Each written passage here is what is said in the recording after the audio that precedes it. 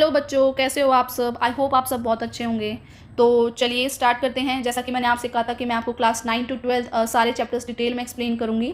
तो अब हम स्टार्ट करते हैं क्लास 12 फ्लेमिंगो के first chapter the last lesson से। अब आप बोलेंगे मैम ये क्या कह रहे हो आप, फर्स्ट चैप्टर का नाम ही द लास्ट लेसन है। हाँ बेटा, यही नाम है द लास्ट लेसन और बहुत ही इंटरेस्टिंग चैप्टर्स है। बस आप ध्यान से सुनते जाना, आपको कोई बुक हाथ में लेने की जरूरत नहीं है, कोई पेन नोटबुक कुछ नहीं लेना। आप बस इस स्टोरी को अच्छे से सुनते जाओ, आपको सब कुछ एकदम क्लियर समझ आ जाएगा। ठीक है। द लास्ट लेसन, इसकी जो ऑथर है बेटा वो है अल्फोंस डोडेट, है ना। ये कौन थे, ये आपके फ्रेंच नॉवेलिस्ट थे और शॉर्ट स्टोरी राइटर थे।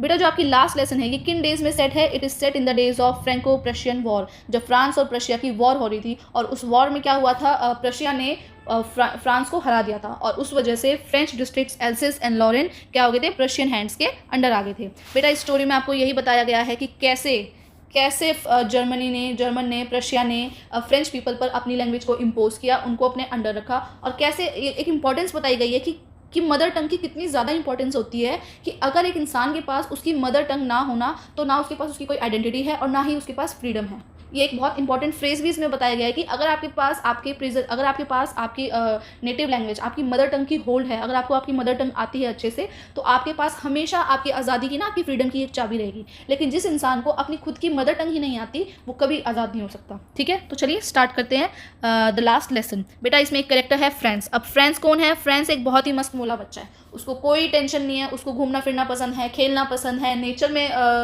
घूमना पसंद है। बट जहाँ पढ़ाई की बात आती है तो वो बहुत बोर हो जाता है, उसे बिल्कुल पढ़ना पसंद नहीं है ना। अब वो स्कूल के लिए लेट हो गया था, ठीक है, और वो लेट हो रहा था और वो साथ में डर भी रहा था। डर क्यों रहा था, क्योंकि एम हेमल, उसके जो एक मास्टर हैं, एक टीचर हैं एम हेमल ने कहा था कि तुम्हारा पार्टिसिपल्स का टेस्ट है। और उसे तो पार्टिसिपल्स के फर्स्ट वर्ड के बारे में भी नहीं पता, उसे कुछ आता ही नहीं है। क्यों, पढ़ाई में उसका ध्यान रहता ही नहीं, उसे तो बस घूमना फिरना पसंद है, बाहर मौसम कितना अच्छा है, चिड़ियों की आवाज़ कितनी अच्छी है ना।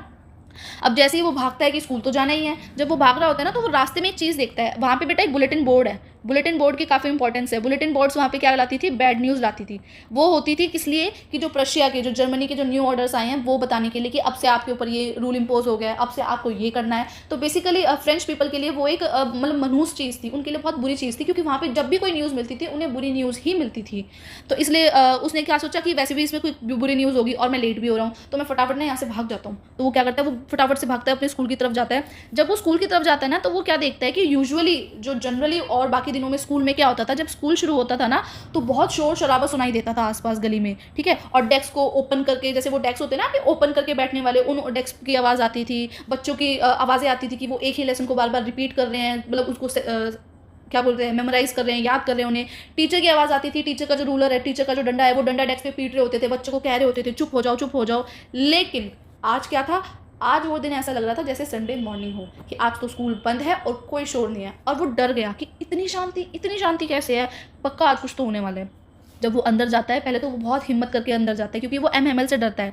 जब एम हेमल उसे देखते हैं तो उसे बोलते हैं कोई नहीं फ्रेंड्स आ जाओ तुम, हम तो तुम्हारे बिना ही शुरू करने वाले थे। अब वो आके बैठता है और ना उसकी हिम्मत नहीं होती ऊपर देखने की। बट जैसे ही वो ऊपर देखते हैं ना तो वो ऊपर क्या देखता है कि जो उसके एम हेमल, उसके जो मास्टर हैं, उन्होंने एक ड्रेस पहन रखी है। क्या ड्रेस पहन रखी है, उन्होंने अपना एक बहुत ब्यूटीफुल सा ग्रीन कोट पहना हुआ है, उनकी फ्रिल्ड शर्ट है and the little black silk cap, all embroidered, उस पर पूरी एम्ब्रॉयडरी बनी हुई है। और वो क्या करते हैं, वो इन्हें कभी नहीं पहनते, कब पहनते हैं, सिर्फ और सिर्फ इंस्पेक्शन डेज पे या फिर प्राइज डेज पे। यानी कि जो उनका जो ड्रेस कोड है वो बहुत अनयूजुअल था, क्योंकि वो यूजुअली उसे पहनते नहीं है, या तो प्राइस डिस्ट्रीब्यूशन होगा या इंस्पेक्शन डेज होंगे तभी वो स्पेशल ड्रेस को पहनते हैं। तो वो सोचते हैं आज ऐसा क्या है कि एम हेमल ने अपनी ये ड्रेस पहनी है।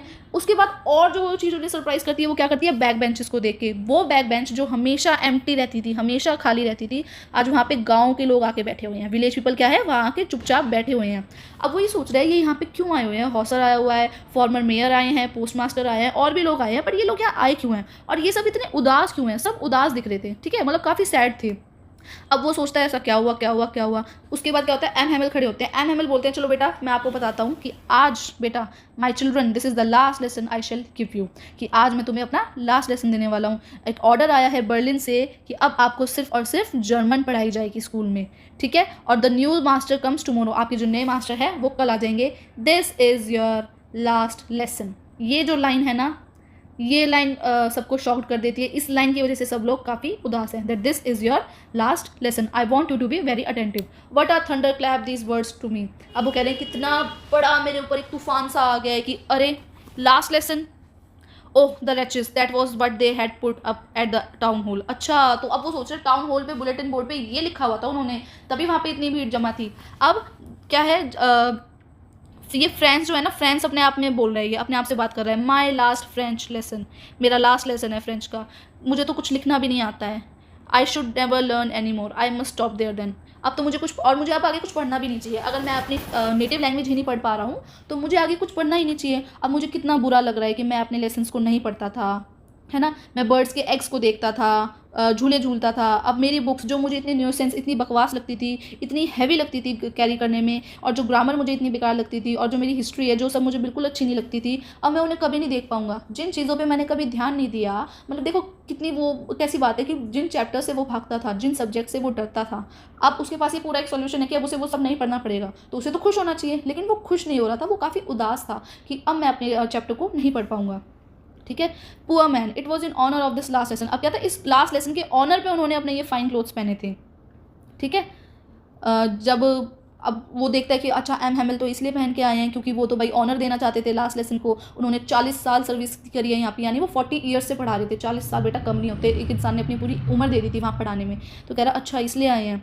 अब जैसे ही वो ये सब सोच रहे थे, उन्होंने अपना फ्रेंड्स ने अपना नाम सुना कि उसका नाम लिया गया, उसकी बारी थी रिसाइड करने की, जो चैप्टर वो पढ़ा रहे थे एम हैमिल, वो रिसाइड करने की किसकी बारी थी, फ्रेंड्स की। ठीक है, बट वो तो कुछ बोल ही नहीं पाए, उनके मुंह से कुछ निकला ही नहीं, फ्रेंड्स के मुंह से, क्योंकि कुछ आता ही नहीं था, पार्टिसिपल्स अच्छे से याद ही नहीं हुए थे। ठीक है, फिर एम एम एल ने क्या कहा कि कोई नहीं बेटा, मैं तुम्हें डांटूंगा नहीं, तुम्हें खुद ही बुरा लगना चाहिए, I want scold you, you must feel bad enough, तुम्हें खुद ही बुरा लगना चाहिए। देखा ये कैसा है, हम लोग रोज़ कहते हैं कि अरे हमारे पास तो बहुत टाइम है, बाह I have plenty of time, I will learn it tomorrow, कि मैं तो इसे कल याद करूंगा। बट देखो आज हम कहाँ आ गए हैं, आज हमारी फ्रेंच क्लास का लास्ट डे है और कल से आपको जर्मन पढ़ाई जाएगी। हम जो ये जो डिले करते हैं, अननेसेसरीली डिले करते हैं ना, देखो इस डिले का क्या रिजल्ट आ गया कि आज हमसे हमारी लैंग्वेज ही ले ली गई है। और ये कहते हैं मैं तुम्हें ही ब्लेम नहीं करूँगा, मैं तुम्हारे पेरेंट्स को भी ब्लेम करता हूँ इसके लिए। इसमें सिर्फ तुम अकेले दोषी नहीं हो, तुम्हारे पेरेंट्स भी दोषी है। पेरेंट्स क्यों दोषी है भाई, 2 पैसे एक्स्ट्रा कमाने के लिए वो भी तो तुम्हें भेजते थे ना फार्म पे और एट द मिल्स काम करने के लिए, या तो तुम्हें फैक्ट्रीज में भेजते थे या तुम्हें खेती के लिए भेजते थे कि थोड़े पैसे ज़्यादा आ जाए। ठीक है, इस वजह से भी तो तुम नहीं पढ़ पाए हो। और पेरेंट्स ही क्यों, मेरी भी गलती है, एम एम एल अपने ऊपर भी ब्लेम ले रहे हैं कि मेरी भी तो गलती है, मैं भी तो तुम्हें भेजता था अपने वाटर्स पे, अपने फ्लावर्स में पानी डालने के लिए, या फिर जब मुझे फिशिंग के लिए जाना होता था तो मैं भी तो तुम्हें हॉलीडे देता था, मैं भी तुम्हारी छुट्टी कर देता था। तो हम सब इक्वली रिस्पॉन्सिबल हैं, हम सबकी ही कमी है कहीं ना कहीं कि हमने अपनी लैंग्वेज को, हमने अपने नेटिव को, हमने अपने नेशन को इतनी इंपॉर्टेंस नहीं दी। हम तो ये सोचते थे अरे ठीक है कल हो जाएगा, कल हो जाएगा, और देखो अब वो कल आएगा ही नहीं। फिर एक चीज़ से दूसरी चीज़ पे बात करते हुए एम हैमिल ने बोला बेटा ये ध्यान से सुनना, ये आपको आंसर आ सकता है। फ्रेंच लैंग्वेज के बारे में बोला गया है, it was the most beautiful language in the world, the clearest, the most logical, that we must guard it among us and never forget it. कि वो इतनी क्लियर और इतनी लॉजिकल लैंग्वेज है कि हमें हमेशा उसे अपने मन में संजो के रखना चाहिए, हमें कभी भी अपनी लैंग्वेज को नहीं भूलना है, चाहे कुछ भी हो जाए। बिकॉज वेन, देखो बेटा मैंने बोला था ना ये इंपॉर्टेंट लाइन है, because when a people are enslaved as long as they hold fast to their language, it is as if they had the key to their prison। कि जब तक एक इंसान के पास अपनी लैंग्वेज का होल्ड है, अपनी मदर टंग का होल्ड है, उसके पास क्या है, उसके पास की है, चाबी है किस चीज़ की, अपने कैद से, अपनी प्रिजन से भागने की। उसके बाद उन्होंने अपने ग्रामर लेसन को स्टार्ट किया। ग्रामर के बाद नेक्स्ट वो आगे थे आपके राइटिंग पे, उन्होंने सबको एक ब्यूटीफुल सी नोटबुक दी थी, उस नोटबुक पे लिखा भी हुआ था फ्रांस एल्सेस, फ्रांस एल्सेस, मतलब उन्होंने बहुत ब्यूटीफुली उन नोटबुक्स को प्रिपेयर किया था। ठीक है, सब अपनी राइटिंग कर रहे थे, जब सब लिख रहे थे ना तो फ्रांस ने नोटिस किया एम हैमिल ना हर किसी को बड़े ध्यान से ऑब्जर्व कर रहे हैं, बड़े ध्यान से देख रहे हैं कि ये बच्चे क्या बच्चों को देख रहे हैं, डेस्क को देख रहे हैं, बुक्स को देख रहे हैं, एज इफ वो सब कुछ ना अपने इस माइंड में कैप्चर करना चाहते हैं कि वो उसे कभी भूल ना पाएँ। ठीक है, ये डिस्क्रिप्शन है वो। अब राइटिंग के बाद क्या था, हिस्ट्री का लेसन स्टार्ट हुआ। हिस्ट्री के बाद बेबीज़ ने चैंटिंग करनी स्टार्ट करी, बा बी बो बू, है ना। इसके बाद अब जब ये सब हुआ ना तो एकदम से चर्च की जो बेल है वो 12 स्ट्रक हुई और एक आवाज़, मतलब जो उनका अलार्म है, जो उनका साउंड है वो आया। और उसी टाइम पे प्रशियंस ट्रम्पेट, जो प्रशियन के सोल्जर्स हैं, वो उनकी रिटर्निंग ड्रिल भी आ रही थी कि वो अपनी ड्रिल से वापस आ रहे हैं। एम हैमिल उठे और उनको जब वो उठे ना तो वो एकदम बहुत सीरियस थे और वो कुछ कहना चाह रहे थे। जैसे ही उन्होंने बोलना स्टार्ट किया आए आए, बट ऐसा लगा कुछ उनके गले में रुक गया है, किसी चीज़ ने उन्हें चोक कर दिया है, उनके बोलने की हिम्मत नहीं हुई, वो इतने इमोशनल थे। तो उसके बाद उन्होंने क्या किया, वो ब्लैक बोर्ड की तरफ मुड़े, उन्होंने एक पीस ऑफ चॉक लिया और पूरे अपने करेज के साथ वो जितना बड़ा हो सके उस ब्लैक बोर्ड पर लिखना चाह सकते थे, उन्होंने वहाँ पर लिखा विव ला फ्रांस। अब इसका मीनिंग क्या है, इसका मीनिंग है लॉन्ग लिव फ्रांस। ठीक है, उन्होंने लिखा लॉन्ग लिव फ्रांस, और उसके बाद उन्होंने कुछ नहीं बोला, उन्होंने सिर्फ अपने एक हैंड का जेस्चर किया और गेट की तरफ इशारा करते हुए जैसे कि वो बोलना चाह रहे हैं that school is dismissed, you may go. ठीक है, यहाँ पे आपका चैप्टर बेटा ख़त्म होता है। क्लियर? आई होप आपको समरी समझ आ गई होगी। अब बेटा इससे हमें सीख क्या मिलती है, इस चैप्टर से हमें सीख क्या मिल रही है? इस चैप्टर से हमें ये सीख मिल रही है कि हम क्या करते हैं, we often value our education, identity and language only when we are about to lose them. कि जब हमारे पास हमारी लैंग्वेज है, हमारी एजुकेशन है, हमारी आइडेंटिटी है, तब हम उसकी कदर नहीं कर रहे हैं। बट जैसे ही हमें पता लगता है कि हमसे दूर होने वाली है, हम अचानक से उसकी कदर करने लगते हैं। लेकिन वही बात है ना कि जो चीज़ अब जाने ही वाली है, अब वही ना, अब पछताए हो क्या चिड़िया चुग गई खेत। तो अब जब उनके हाथ से वो लैंग्वेज जा चुकी है, तो अब फ्रेंड्स का या बाकी सबका रिग्रेट करने का क्या फ़ायदा। क्लियर? ये बेटा आपकी चैप्टर की समरी थी।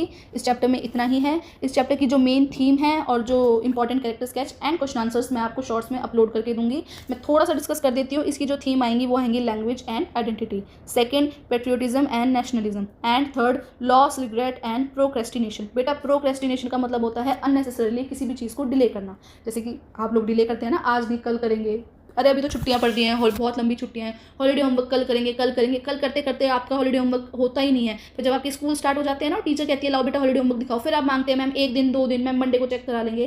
तो आप हॉलीडे होमवर्क भी अपना कंप्लीट करना बेटा टाइम पे, इन समर वेकेशन को अच्छे से यूज़ करना। ठीक है, इसकी जैसा मैंने आपको बताया, इसकी थीम्स क्वेश्चन आंसर्स के लिए और कैरेक्टर स्केच के लिए मैं शॉर्ट्स अपलोड कर दूंगी 1-2 दिन में, आप वहाँ जाके देख सकते हैं। Thank you for watching. अगर आपको ये समरी समझ आई हो, अच्छी लगी हो, तो प्लीज़ वीडियो को लाइक कीजिएगा और अपने दोस्तों में, क्लास 12 के दोस्तों में, क्लास 9 to 12 सबके बीच में ज़्यादा से ज़्यादा शेयर करना है।